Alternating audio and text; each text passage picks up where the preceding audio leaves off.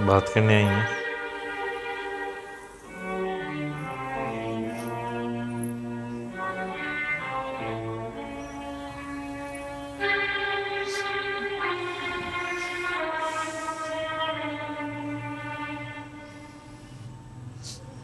क्या हुआ बुआ? तुम मेरे पुत्र का वध करोगे देवकीनंदन? ये आप मुझसे क्यों पूछ रही हैं बुआ?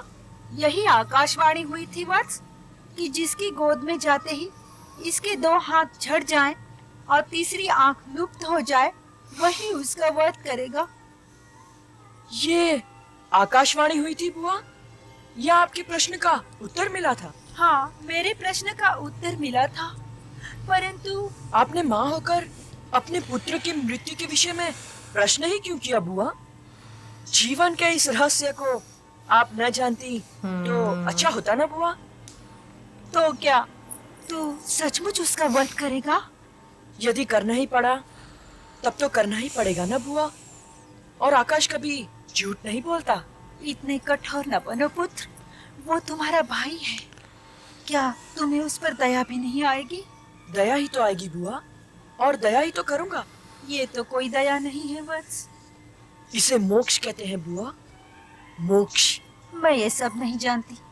मैं तो केवल इतना जानती हूँ कि वो मेरा इकलौता पुत्र है और तुम्हारे हाथों उसका वध होने वाला है।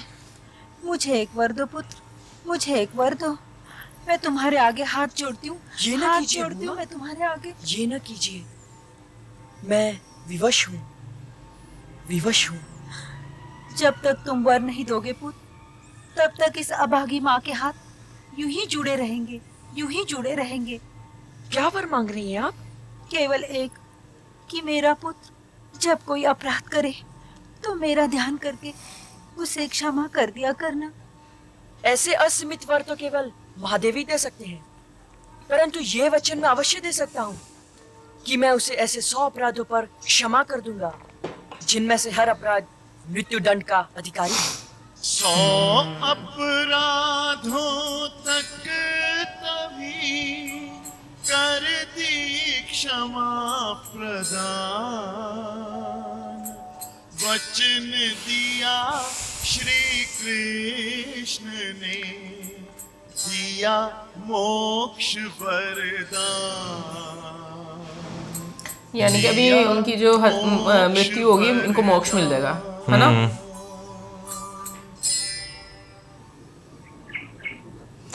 मुझे तो यही समझ आई। 99 गलतियां कर दी हुई हैं। हाँ, अब ये 100वीं गलती करेंगे, और वो भी वो वाली गलतियां जिन गलतियों पे मृत्यु दंड। दंड। हाँ, ये नहीं कि हर गलती पे। हाँ,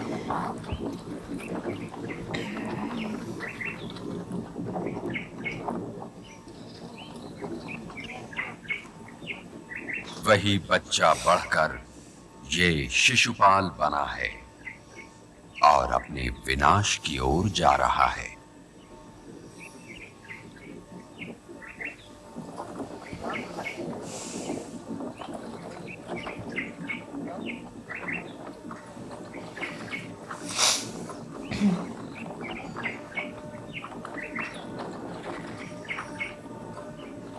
ये कृष्ण जी और बलराम जी है ना, तो मुझे उनके मुकुट, नहीं बलराम जी जो वो अस्त्र है उनका। हाँ, उससे आइडिया हो।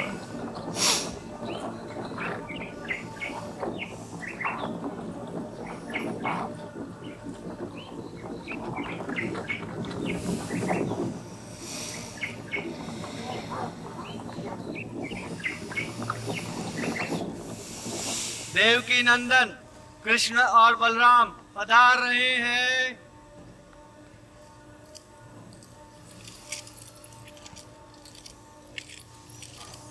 अच्छा, सारे हैं आपस में रिश्तेदार ही। हाँ, मैं भी यही सोच रही थी। प्रणाम बुआ। प्रणाम बुआ। युग युग जियो।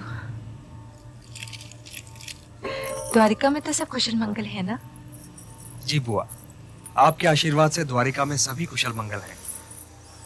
परंतु पूरी यात्रा में मैं यही सोचता रहा कि कहीं मेरी बहन सुभद्रा ने आपको कष्ट तो नहीं दिया।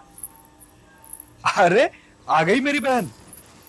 देख लिया बुआ, बड़ा भाई हूं मैं और बहन का स्नेह पा रहा है ये छोटा भाई। ये तो बड़ा भाई बनने से पहले सोच लेना चाहिए था ना दाऊ। मैं बुआ से बात कर रहा था। अब आप ही मेरा और इसका न्याय कीजिए बुआ। मान सम्मान पर पहला अधिकार छोटों बड़े का? भाई का होता है, अच्छा, परंतु बलराम स्नेह पर पहला अधिकार छोटे का। छोटे का ही होता है। सुन लिया दाऊ। अब कृपया मुझे अपनी चहीती बहन से बात करने दीजिए। ये तो पूछने का कोई अर्थ ही नहीं कि तुम यहाँ सुखी हो या नहीं। बुआ के घर में हो तो सुखी कैसे नहीं होगी। ना ना कृष्ण, अब ये घर मेरा नहीं है।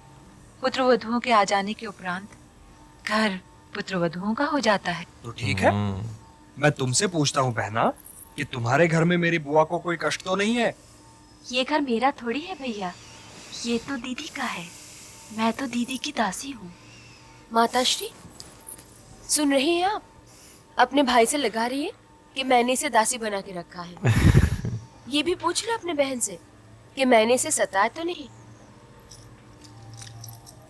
तुम तो इसे मेरी बहन ऐसे कह रही हो द्रौपदी, जैसे तुम मेरी बहन लगती ही नहीं।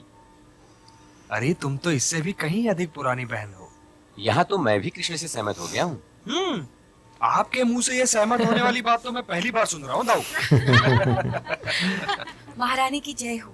महर्षि व्यास ऋषि संप्रदाय के संग राजभवन में प्रवेश करने ही वाले हैं। चलिए बुआ।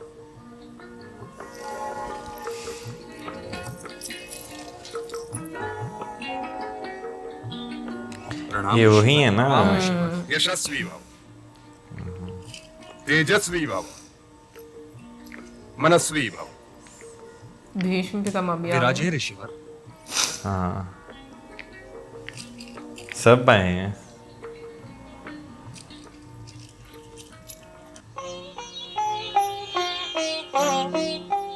बढ़ पाहुन के पग धोए रहे हरि, पीतांबर से पहुँच रहे हैं।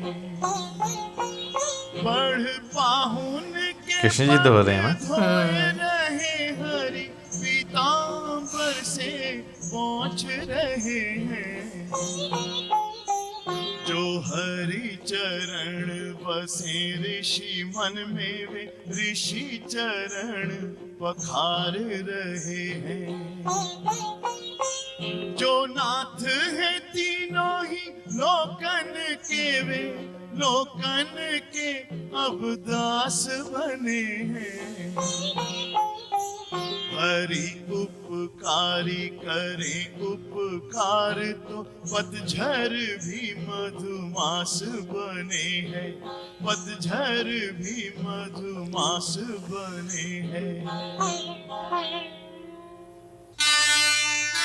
आज की वीडियो में हम लोगों ने देखा कि शिशुपाल का वध जो है वो होने जा रहा है और उनकी जो आप कह लो बर्थ से लेकर अभी तक का जो सफ़र है उसको वो खत्म होने वाला है। हाँ, समअप करके जो है वो बताया गया है कि क्या क्या चीज़ें हैं।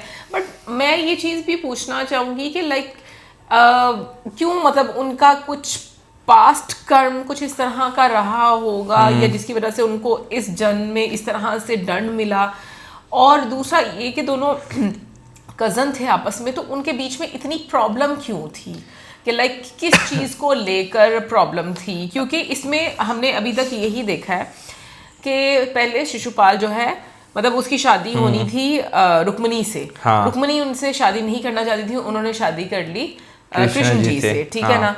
एक तो चलो ये, लेकिन उस टाइम पर भी ये चीज़ बिल्कुल ऑब्वियस थी कि शिशुपाल जो हैं वो कृष्ण जी को पसंद नहीं करते। तो मतलब रीज़न क्या है वो ज़रूर बताइएगा कमेंट सेक्शन में। बाकी मुझे लगता है कि वाकई में ये चीज़ जो बीच में एक मैसेज दिया गया ना कि आने वाले वक्त के बारे में इंसान को नहीं पता होना चाहिए, उसी में उसकी भलाई है। और मुझे लगता है कि डिवाइन पावर ने जो चीज़ें इंसान से छुपा कर रखी हैं उसमें इंसानों का ही सुकून है। वरना तो मुझे लगता है हम लोग हर रोज मरे इसी चीज में कि भाई वो टाइम आने वाला, वो टाइम आने वाला। सही बात है। और ये जो है हमने बात अभी की थी जब हम तकदीर वाला मूवी देख रहे थे। तो उसमें जो है फ्यूचर की जो बुक मिल जाती है। हालांकि फ्यूचर के लिए आपको स्ट्रगल करनी चाहिए, मेहनत करनी चाहिए, लेकिन वाकई पता चल जाना कि भाई कल हम मरने वाले हैं, तो लिटरली या हमारा कोई प्यारा जाने वाला है। हाँ, हमारे ऊपर जो है ना वो एक कहर टूट पड़ेगा। तो ये हकीकत है, शिशुपाल जो हैं उनकी जो माता श्री थी, उन्हें जिस तरह पता चल गया था कि भाई कृष्ण जी जो है वो वध करेंगे, तो उन्होंने उनसे जो है वरदान लिया, और उन्होंने भी वरदान दिया कि भाई 100 ऐसी चीज़ें, यानी कि ऐसी गलतियाँ जो कि मृत्यु वो 100वीं करेंगे तो फिर जो है उनका वध जो है वो किया जाएगा। अगर वैसे देखा जाए तो भाई इस पे भी बहुत सारे एपिसोड्स जो हैं वो बन सकते हैं। लेकिन मोक्ष का वरदान दिया उन्होंने, इसका मतलब ये कि शिशुपाल जब मर जाता है उसके बाद उनको वो मोक्ष मिल जाता है, क्योंकि देखा जाए तो मतलब बिल्कुल, मतलब तो यही जो है वो बनता है। हो रहा था। बाकी अभी जो है जो सारे जो है एक जगह जो है वो इकट्ठे हो रहे हैं, क्योंकि यहीं पर जो है अब कुछ होना है। तो अब वो क्या, वो हम नेक्स्ट एपिसोड देखेंगे तो उसमें कैसे बताइए हमें कुछ होना है, क्योंकि वो स्टार्टिंग में काल ने बताया ना कि शिशुपाल अपनी अंतिम यात्रा पे जो है वो जा रहा है। मैंने कहा शायद उसके अलावा भी कुछ और नहीं, शिशुपाल के साथ जो है वो क्या होना वो तो अभी यहाँ पर जो है मैं ख्याल नेक्स्ट एपिसोड में हमें पता चल जाएगा। लेकिन देखो एक चीज और जो बीच में लास्ट के फ्रेम्स में दिखाई है, जिस तरीके से कृष्ण जी जो है वो सब जो ऋषि हैं चरण स्पर्श कर रहे हैं, उनके नहीं स्पर्श भी कर रहे हैं, धो भी रहे हैं। आई डोंट नो कि उसको नाम क्या देते हैं, लेकिन एक दिखाई गई है कि गुरु की रिस्पेक्ट का लेवल दिखाया गया है। सो मैसेज मैं कहूँगी कि प्रैक्टिकल लाइफ के लिए बहुत ज़्यादा, और वाकई में जैसे हम लोग देख रहे हैं अब आगे बढ़ते जा रहे हैं तो ये चीज़ समझ आ रही है कि ये एक आपको फैमिली का जो एक कह लो कि वो एक नजर आ रहा है कि आपस में किस तरीके की प्रॉब्लम्स उनकी जो अच्छा, वैसे ऋषि जो हैं जो वो दोबारा वो दोबारा कभी राजमाता को अपने साथ नहीं लाए। हाँ, वो इसमें शायद ना दिखाया गया वो, क्योंकि वो वन में चली गई थी ना। बल्कि मैं पूछ भी रहा हूँ कि वो दोबारा क्या कभी नहीं लेकर आए। और माता जी की डेथ हो जाती है, उसके बारे में भी जरूर बताइएगा, या क्या सिचुएशन रहती है। बाकी मिलेंगे आपसे नेक्स्ट वीडियो में। सब्सक्राइब करना मत भूलिएगा। Good bye.